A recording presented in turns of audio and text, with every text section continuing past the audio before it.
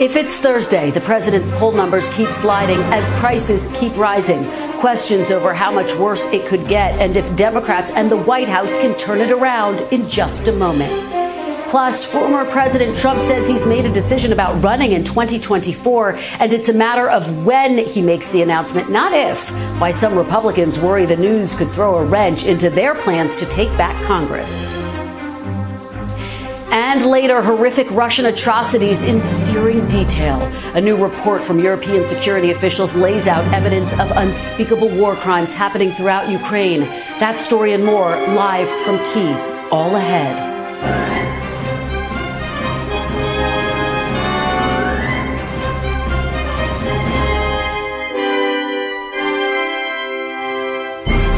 Welcome to Meet the Press Now. I'm Kristen Welker. As President Biden continues his trip through the Middle East, he's facing a pile-on at home. More bad economic numbers and even worse polling numbers. But at the same time, Republicans are bracing for an unpopular figure of their own, former President Trump, to retake the stage at perhaps the worst possible moment. According to a new CNBC survey, President Biden's approval rating is down to 36%, with just 30% of Americans approving of his handling of the economy.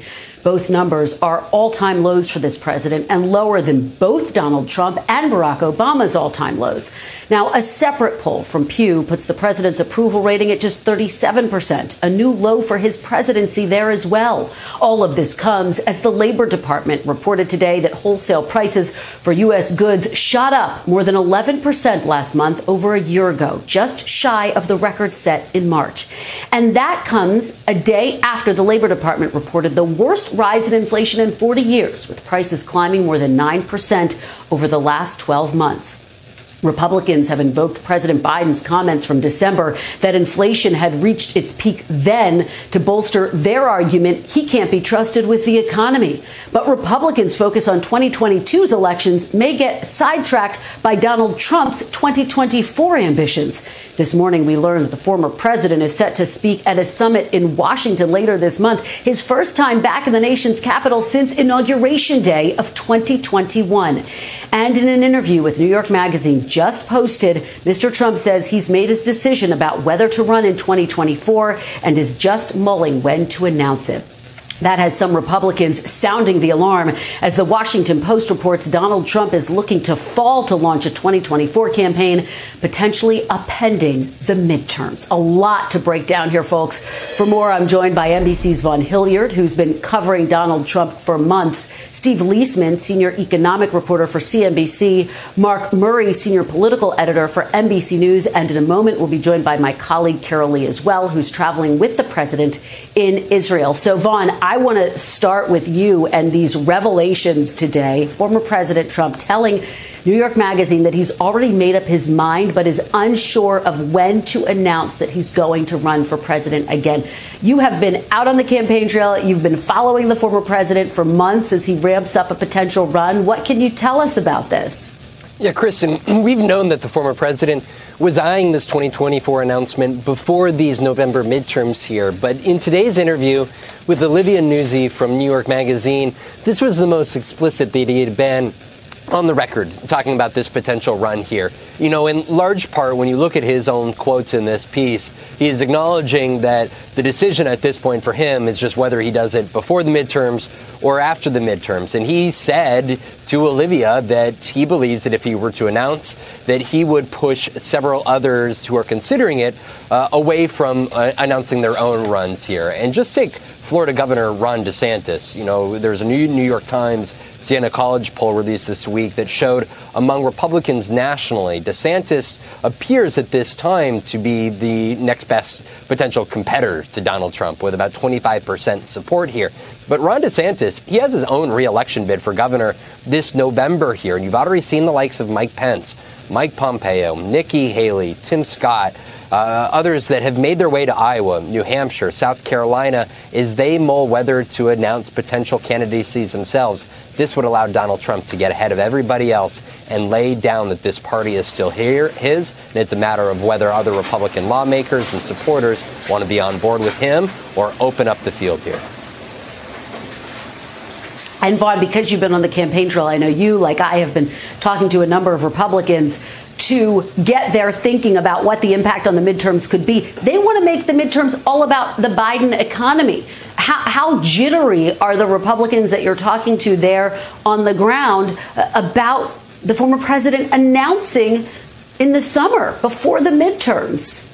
Right. Kristen, we have a lot of conversations, and we have for the last 6 years, about Donald Trump's impact on these down-ballot races from the U.S. Senate to U.S. House to the statewide level here. And there's a great many number of Republicans who would much rather go at these November midterms without Donald Trump as the forefront figure in these races here. But when it comes to publicly denouncing or publicly pushing back against Trump, you hear very few. You hear the likes of Liz Cheney, Adam Kinzinger, Governor of Arkansas, Asa Hutchinson, Mitt Romney, Larry Hogan of Maryland.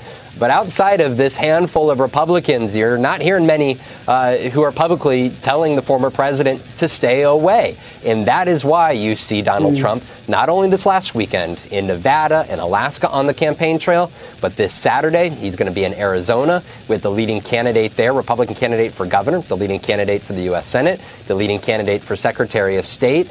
Donald Trump has every intention of making himself a very key figure in these races and building up, frankly, a base of Republican support, lawmakers who he sees as being allies. In these U.S. Senate races that we're talking about, Kristen, here, he'd be able to go on the campaign trail and make the case to voters. When I get back in the White House back in 2025, you want the likes of this senator or these House members in there because they will defend the so-called America First agenda that he's fighting for. And I think the key there, Vaughn, and what you said is that Republicans are not telling him not to run. And so right now he is undeterred. Steve, let me turn to you now, because as I was just discussing with Vaughn, Republicans want to make this about the Biden economy. And of course, the numbers right now get very tough. More than half of Americans think President Biden's efforts to fight inflation just are not working. We know that inflation is the number one issue, the economy for voters. So is there more that he can do to combat inflation? He has taken some steps. So that's an interesting question. First of all, the numbers aren't, you can't imagine them being worse because they're about the worst that we've ever seen, as you said at the top of the show in the introduction. And we've not seen worse from either President Trump or President Obama. I think there are some things he can do at the margin that don't eat away at who he is as a politician. For example, lifting tariffs could be one thing. He could also perhaps, I think what he's doing over in Saudi Arabia is aimed at that, trying to get Saudi Arabia put out more oil. But the things that need to happen, I think, first of all, he's done them in the sense that federal spending is off. If he did reduce that somewhat or showed himself to be more of a budget hawk, which is antithetical to, I think, what's happening in the Democratic Party right now. Also, we have a refining bottleneck in this country, and it's just hard to imagine this president coming forward and saying we need to expand refining capacity. Yeah, and just give us the reality check here, Steve, because when it comes to inflation, how limited are president's powers in general? And to that point, do we really look to the Fed? And obviously, we anticipate they're going to raise rates. Yeah, I mean, it is going to be a job for the Federal Reserve. In a sense, the president was part of the problem in the sense of the fiscal spending. Another part of that was in the Trump administration, to the extent that fiscal spending was an issue, and people had a lot of money. But those numbers are coming off. People do have less money in their pockets. It's going to take time. The Federal Reserve is raising rates and doing so rather aggressively. In fact, historically aggressively. The rates will be going up in 2 weeks. They may raise by as much as a full percentage point, which they haven't done in decades, and then more after that. So the president's going to have to sit back and watch this process unfold and take the hits he's going to take until hopefully these numbers start to crest and then come down. And Steve, very quickly, do you think they could come down by the fall? I've been talking to sources within the White House, some economic analysts who say it's a possibility. Do you think that's overly rosy? Yeah. Yeah, I mean, the president was out there yesterday saying these numbers are outdated. In a sense, he was right. We have had a decline in commodity prices. that could show up beginning, for example, at the wholesale level, and then companies are going to have to pass that along to consumers once they feel like their costs are covered and their profit margins are covered. So it's going to take some time. It could be by the fall. I guess the question for the political side, and I've done some reporting on this, is it may be too late to change people's impressions. If you got a couple good reports going forward, it would help. But I think this inflation has been a process, and then President Biden's image in this regard has been cemented during this process, and I think there's not a whole lot of time to uncement it, as it were. Yeah, and I think that is such a critical point that you make. And for that, we turn to Mark Murray. Mark, let's just talk big picture here. You have been following all of the numbers that have come out this week. There are a lot of them. Frankly, it's been a week of terrible numbers for the president, both economically and politically. Can you put these numbers into context for us, Mark? Is this rock bottom? It's hard to see how it gets any lower, and particularly when you are a president and your job rating is in the 30s or low 30s, that means that you're bleeding a substantial amount of support from within your own party. And when we ended up seeing at the early part of the Biden presidency that all of a sudden independents in the middle of the electorate started to break away and started to disapprove his presidency. And in the last several months, we've seen that erosion now come from Democrats and also notably a lot of younger voters that have always been part of the Democratic base, but were really never with Joe Biden during the Democratic primary season, either opting for Bernie Sanders or for Elizabeth Warren back then. And so, you know, to me, Kristen, though, when we look ahead to the midterms and look at putting Joe Biden's approval rating and all this, what I also have seen is that there are Democrats who are outrunning Joe Biden right now. And I'm a big fundamentals guy. I look at the right track, wrong track. I look at the president's approval rating. But if Democratic candidates are able to run past Joe Biden, that's a way that they could actually hold on to the United States Senate and could be an impressive feather in their cap. But we still have a long way to go. We sure do. I want to ask you about what Vaughn and I started this discussion talking about, which is the impact if former President Trump announces that he's running before the midterms. Republicans that I've been talking to, at least, do not want him to do that.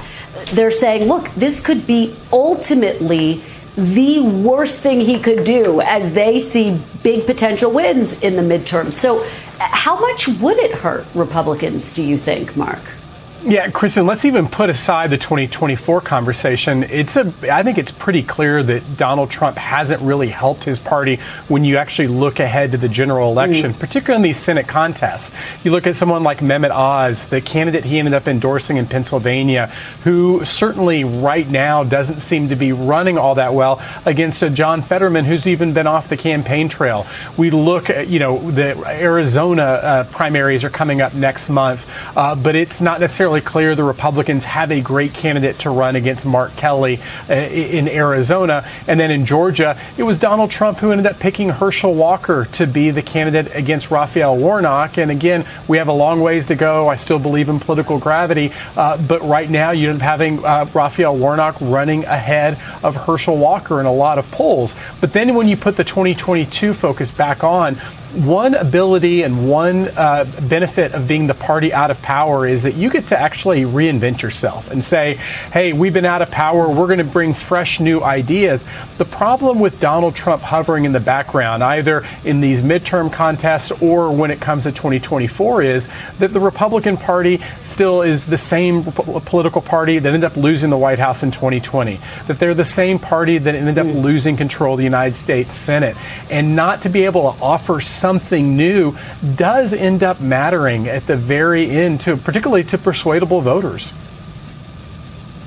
Well, and the races that you cite are so interesting, Mark, because it goes back to the discussion that we're always having, particularly when we look at these midterm races, which is about the quality of the candidates, the strength of the candidates themselves. But I do wonder, Mark, is the mere fact of Trump just teasing a decision, just talking about it before the midterms, is that just as disruptive? Because now here we are talking about a potential Trump run, and that's taking away attention from inflation, from gas prices, from the economy.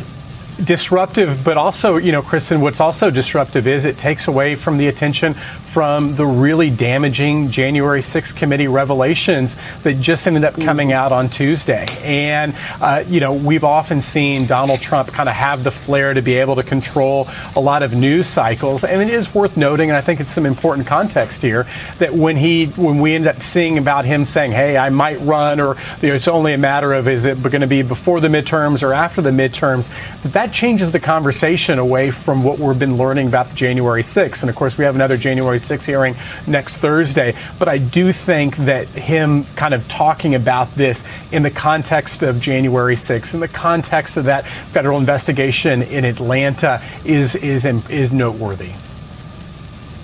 It certainly is, Mark. Carol Lee, I want to turn to you in Israel, up late in Israel for us. Look, you and I have been covering the internal thinking inside the White House about a potential Trump run for months. We know that President Biden has said he welcomes it. He thinks that he'd have a good chance at beating Trump for a second time. But what's looming over President Biden more than anything else is inflation, is the number that we've been talking about, the soaring inflation now for 2 days, the new figures that we just got yesterday. And of course, as Steve just cited, the president said, look, these numbers are somewhat out of date. They don't reflect the fact that gas prices are starting to come down. They don't reflect the fact that we are starting to make some progress. A lot of people dismissed that as spin yesterday. But so today, Carol, how is the administration feeling? Do they feel like their messaging is any better than it has been on the economy? Well, look, as you know, Kristen, this is a White House that has struggled to find its footing on its economic message. We've seen them try different things at different times. They've tried to put the president out there more, or said they were going to, and then that doesn't happen. And so what we saw with their statement on these inflation numbers was something new, saying that, look, these are old, these are backward looking, but that's the case for always the case for these monthly numbers. They're a snapshot of the previous month, and this White House knows that. So it was a little seen as somewhat disingenuous, or at least not the brand that President Biden has sold himself on. I mean, he told the American people he would be straight with them.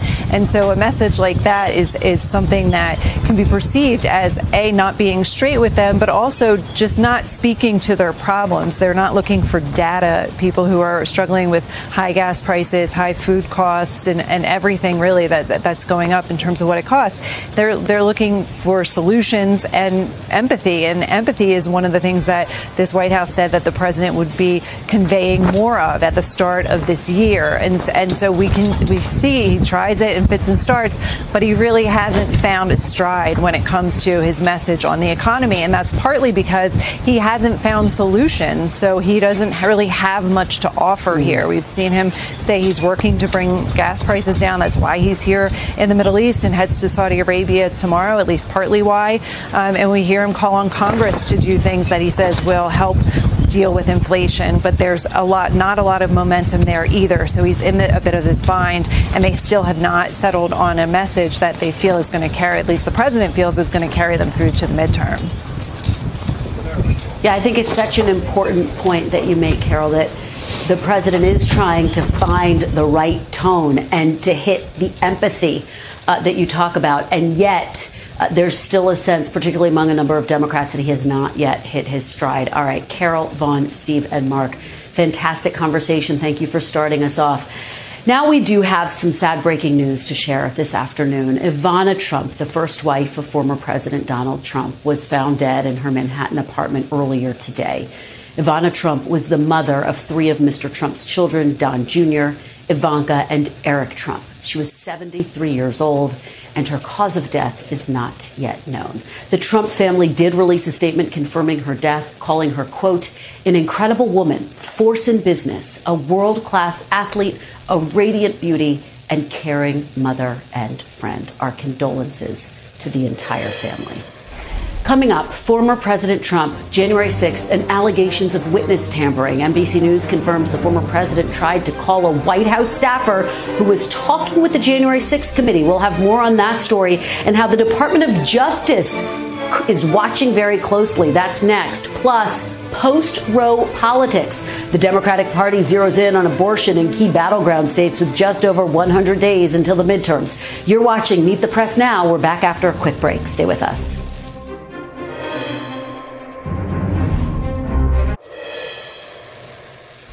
Welcome back. We've got some new reporting on the January 6th committee witness who received a phone call from former President Donald Trump. And to talk about all of this, we're going to go to NBC News national politics reporter Sahil Kapoor on Capitol Hill for us. So, Sahil, what do we know about this person who the former president tried to call?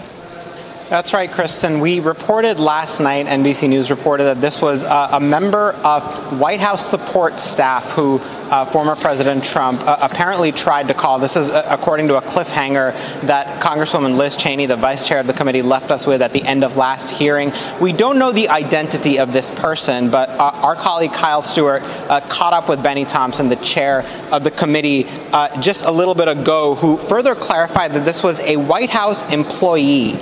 Again, no further details there. We also know that Liz Cheney mentioned that the Justice Department has been made aware of this. Of course, the big question that this connects to that everyone is talking about is the possibility of witness tampering. We don't know nearly enough to suggest that Trump would be guilty of such a thing or even charged with such a thing. But of course, it's a very serious crime, which is the reason it's generating all sorts of discussion about, of this sort. And meanwhile, Kristen, I'll note that related to all of this, as the January 6th committee keeps putting out new revelations, a working group of senators is finalizing legislation aimed at closing gaps that Trump and others tried to exploit in 2020 to prevent future candidates from trying to steal elections and potentially engage in a coup. So there's action happening on the legislative front as well as this investigation is ongoing. Yeah, it's a really important point that you raised, Sahil Kapoor. Thank you for all of your great reporting. Appreciate it. For more now on the legal future of the investigation, I'm joined by former senior FBI official, former U.S. attorney, and current NBC News legal analyst, Chuck Rosenberg. Chuck, it's so great to see you. You always make us smarter on these points. Thanks for joining us. My pleasure, Kristen. I hope to live up to that billing. You always do, Chuck. I want to just start off by looking big picture. We did get this news today, the former president saying that it's a matter of when, not if, he announces a candidacy for president, for running again in 2024. You and I have been talking about the fact that the DOJ has been watching, obviously, what's happening on Capitol Hill very closely. Does the fact that the former president came out and said that in any way complicate the attorney general's calculation as he tries to determine how to proceed? Does it add to concerns that he could look political? Yeah, so look, Kristen, it's already a very complex case. Even without a third attempt at becoming president, Trump is a difficult character, and assessing what we ought to do, I think, is a very hard calculation for the Department of Justice. And that's assuming they have all the facts, at hand to charge him. So does it make it more complex? Yeah, it does. But remember, the folks at the Justice Department get paid to make difficult and complex and challenging decisions. That's what they do all the time.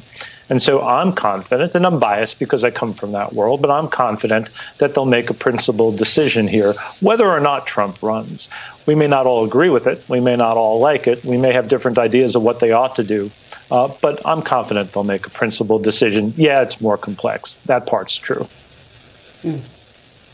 Let me ask you something about what Andrew Weissman, who's a former, of course, lawyer with the Mueller investigation, said. He wrote a piece for the New York Times, and I want to get your take on it. He says, quote, "The evidence gathered in the hearings describes a multi-pronged conspiracy, what prosecutors term a hub and spoke conspiracy.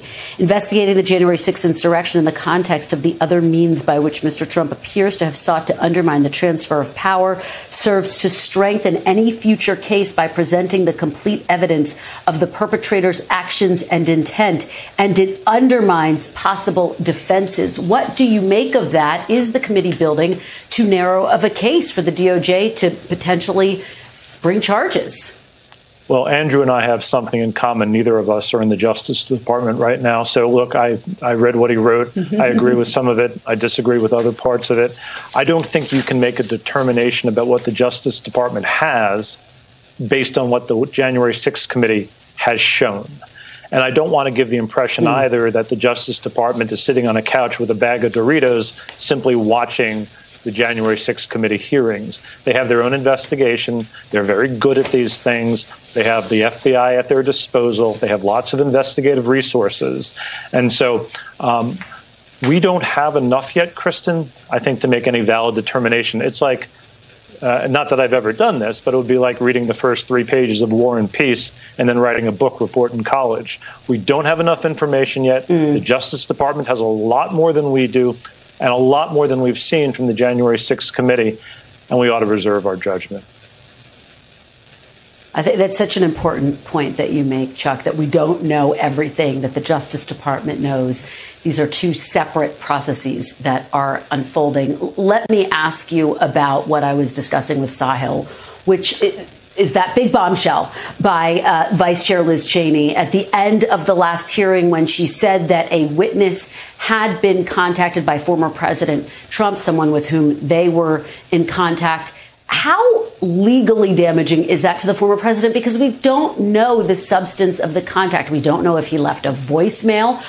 All we know is that the person he contacted alerted his attorney, alerted the committee, and that has been referred to the DOJ. Yeah, so how damaging? Don't know. But let me just make a few comments, Kristen. Absolutely appropriate for the witness to contact his or her attorney, absolutely appropriate for the attorney to contact the January 6th committee, and absolutely appropriate for the committee to alert the Department of Justice. Trump has a history of trying to obstruct justice and tampering with witnesses. Just look back to the Mueller investigation, look at Volume 2 of the Mueller report, 10 or 12 instances of the president trying to do something like that. So did he, as a legal criminal matter, obstruct justice here or tamper with the witness? We don't know, because as you point out, we don't know that any message was left, and we don't know what he intended to do. Ought it be referred to the Department of Justice? Absolutely. And should they investigate it? You bet they should. But we should not leap to the conclusion that that phone call was witness tampering. It looks like it, it smells like it sounds like it, but we simply don't know it yet. And I think the conjecture is a bad idea. Chuck, very quickly, we know there's going to be at least one more hearing. We expect it's going to take place next week. What are the dots that still need to be connected to former President Trump for you if you're going to draw a direct line between the former president and January 6th? Yeah, so it depends on your goal, Kristen, right? I mean, if your goal is a political goal to demonstrate that President Trump is wholly unfit for office and poorly served the country when he was president, hey, I'm already there, and the committee is well past that point. If your goal is a criminal goal, meaning that he ought to be charged, and let's go back to our earlier discussion. Remember, the committee has only shown us a very, very small portion of the information and evidence that they have. We know that they've interviewed 1,000 witnesses. Let's just do some simple math. If we think that each witness spent 4 or 5 hours with the committee, that's 4,000 or 5,000 hours of deposition testimony, and we've now seen 15, 16 hours. So have to reserve judgment because we do not have the information we need to make a principled determination about whether or not he should be charged. The Justice Department will have that if they don't have it already, and I believe they'll make a principled decision. That's not to say that we're all going to agree with what they do. I just believe it will be a principled decision. All right.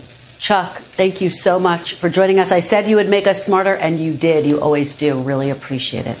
And as we mentioned, it's only July, but the former president says he's already made his decision about November of 2024. So what's he waiting for? What the timing of Mr. Trump's announcement could mean for both parties as we close in on the midterms. After the break, you're watching Meet the Press Now.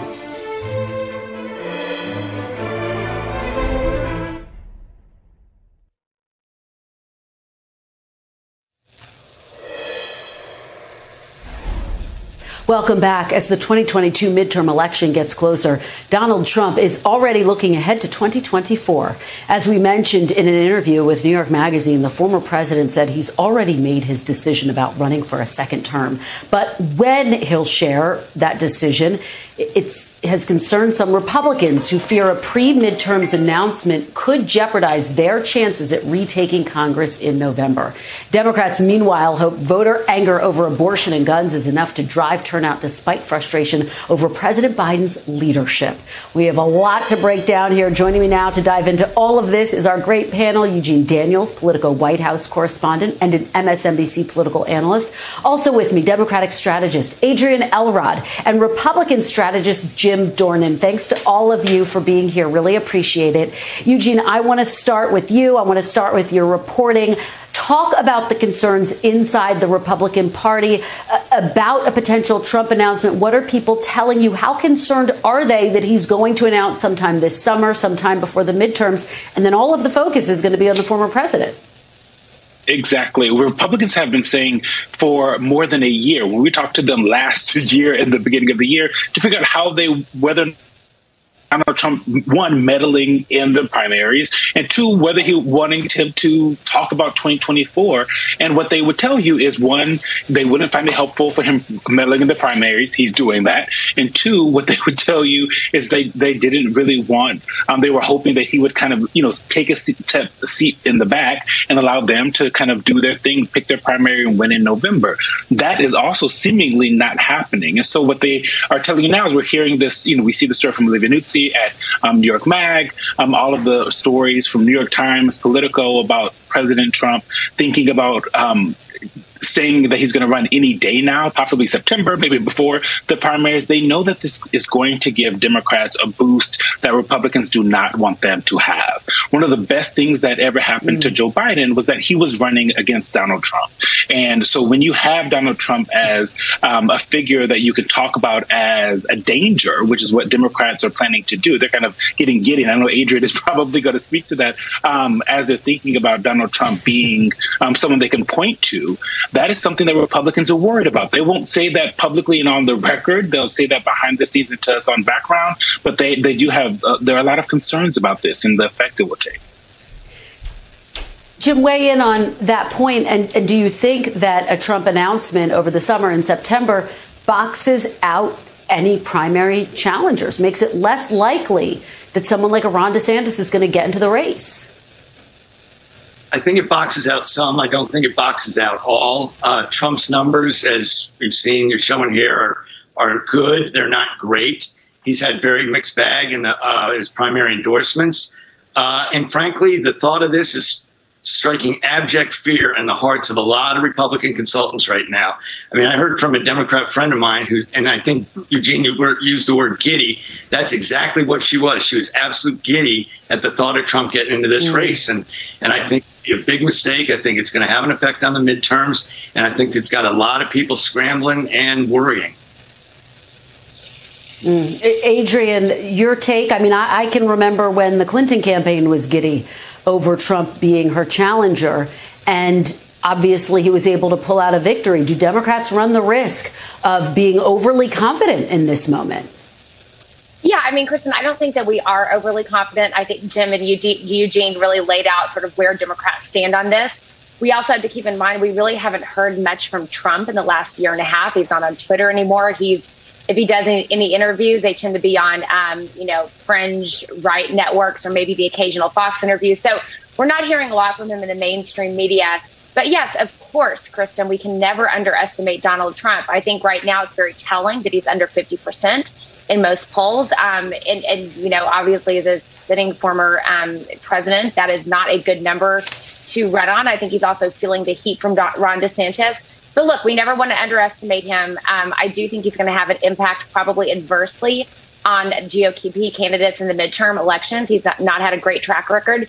But I think we're walking into this sort of cautiously and saying, okay, first of all, why are you running, a couple months before the midterms when you're still technically in the off year? It's pretty non-traditional for somebody to announce this early. But, again, never underestimate this guy. He could have some kind of comeback, and we'll just wait and see what happens. Yeah, we will just wait and see. There are a lot of issues, obviously, that voters are focused on in these midterms and as the general election around the corner from the midterms approaches as well. I want to play you a little bit of an ad that the DNC released. This is attacking Republicans on abortion. This is an issue, obviously, Democrats want to use to turn out the base. Take a look. Republicans are celebrating ending a woman's right to choose. This is a moment for incredible celebration. What a great victory. And they're not done yet. Mike Pence wants to ban abortion in every state. Mitch McConnell says a national abortion ban is possible. Eugene, is this smart strategy? Obviously, the number one issue for voters is still the economy. Yeah, I think, when you talk to voters, abortion is not going to be at the top of the list. Sometimes it's in second or third, usually third or fourth, when voters are telling you what's most concerning is that rising prices and inflation. So that is bad for Democrats. But I will say, we did have some polling in with Politico and Morning Consult this week. And what we found is voters are with Democrats on that they are worried about some of what they consider extreme ideas about banning abortion, whether that's allowing people who can get pregnant from going across state lines, whether that is, doctors being in trouble, being fined, being arrested for helping or a woman get a medical abortion, those kinds of things. And so I will say Republicans here do have the risk of overplaying their hand when they're talking about, like Mike Pence said, getting rid of abortion in all 50 states. We have this case in Ohio, and you're hearing Republicans talk about, this 10-year-old who was raped, that she should have kept the baby, right, and not gotten an abortion. And these are things that that Democrats don't want to hear. Republicans moderate Republicans also don't want to hear. And so Republicans do have to run the risk of this being an even bigger issue by going too far to the right of where a lot of Americans are on abortion. Adrian, weigh in on that point. And do you think that ultimately, while it might not be right now, does abortion move up in the polling for voters, particularly as we get closer to the general election? Does it become one of the more energizing issues? Yeah, I think, Kristen, a lot of it has to do with inflation and what happens to some of the numbers. We are seeing some downward trends in inflation, but it's still, of course, the economy is an overriding issue for a lot of voters, both Democrats, Independents, and Republicans. But here's what I want to say about abortion and how this is playing out in the generic ballot. The generic ballot, of course, is like a poll where you basically say, if the election were today, would you be more inclined to vote for a Democrat or a Republican? The fact that President Biden's numbers are in the mid-30s or upper 30s, depending on which poll you look at, and the generic ballot is anywhere from a 6 to 8, sometimes even a 10-point swing in the favor of Democrats, which is a huge dichotomous separation from President Biden. That tells you everything you need to know about where Democrats' heads are at. They're saying, I may not be super happy with the president right now. I'm still going to vote for him in a head-to-head with Trump, but I'm not super happy with him. But when it comes to Democrats, I want to vote for them in the midterms because I'm worried about the Supreme Court. I'm worried about the trajectory that the Republican Party is taking our country in. And so they're willing to separate that. We really have not seen that before, Kristen. It's a very interesting, separation between the generic ballot and President Biden's numbers. And that's where I think it's going to be interesting to see if abortion continues to motivate voters. I don't think it's just abortion. It's guns. Yeah. It's the overall trajectory of where they think the Republican Party is taking this country. Jim, last point to you. Republicans have been quite successful at talking about these cultural issues that we're discussing. Do you think, though, it gets more challenging now that Roe has been overturned? Or do you think this is a moment where inflation trumps all? That's actually very funny the way you put that, because I think that abortion plus Trump equals inflation and gas prices. And so the question is, does it become a wash or via our base or the Dem base? I don't know the answer to that question right now. I could probably answer it for you after Labor Day. But I think the next 6 weeks are going to be very interesting to see how things play out. And to go to Adrian's point as well, that's exactly what she just described. The possibility of happening in this November happened in 2020 with Republicans down ballot winning against Democrats while the presidential candidate got swamped. So The electorate is no longer it's fluid. It's no longer very static anymore. And so it'll be interesting to see from day to day and week to week what happens. All right. Well, this is just such a great conversation. We covered a lot of ground. Eugene, Adrian, and Jim, thank you so much for your insights. Coming up next, a harrowing new report lays out in horrific detail the vast scale of Russian atrocities in Ukraine. We head to Kyiv. That's next. You're watching Meet the Press Now.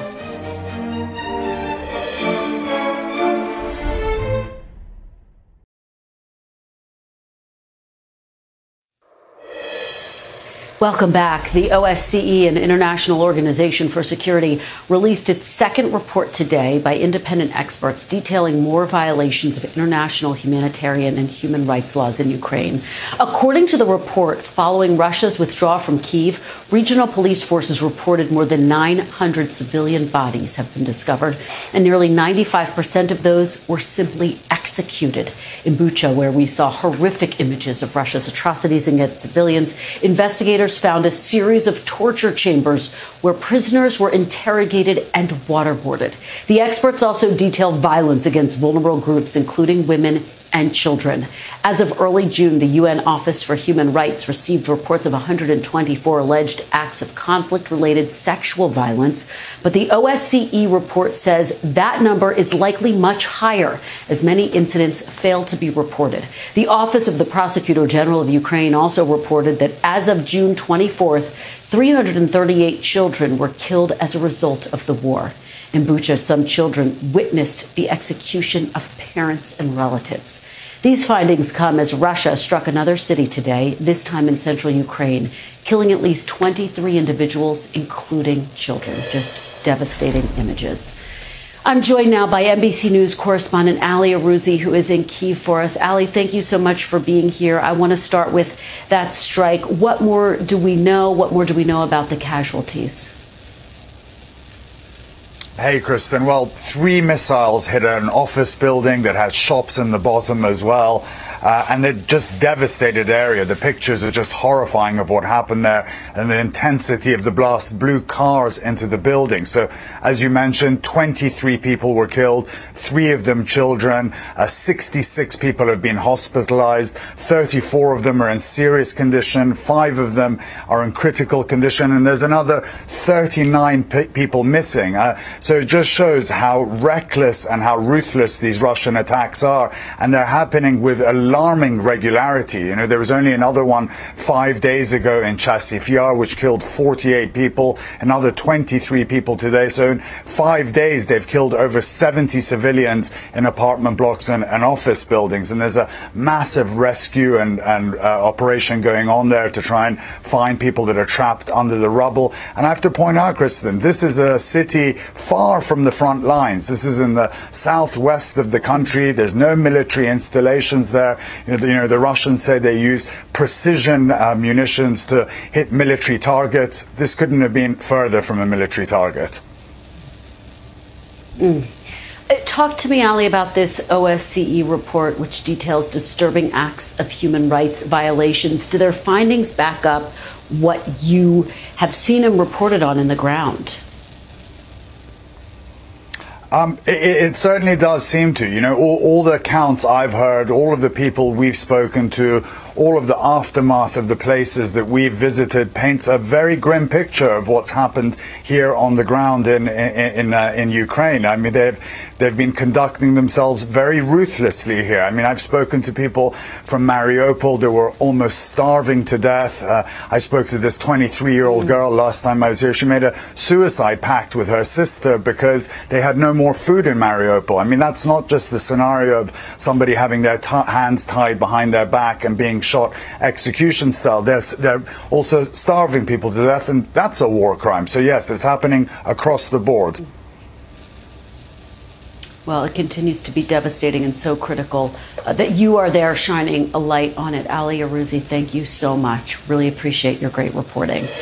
Still ahead, President Biden defends a controversial trip overseas as domestic challenges pile up at home. I'll talk to one of Washington's most prominent foreign policy experts about how the U.S. is tackling critical issues abroad. That's next. You're watching Meet the Press Now.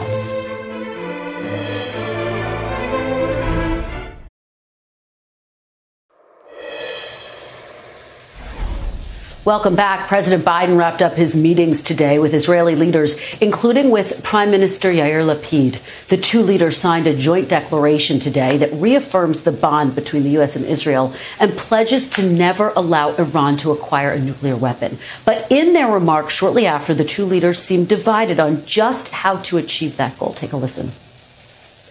Words will not stop them, Mr. President. Diplomacy will not stop them.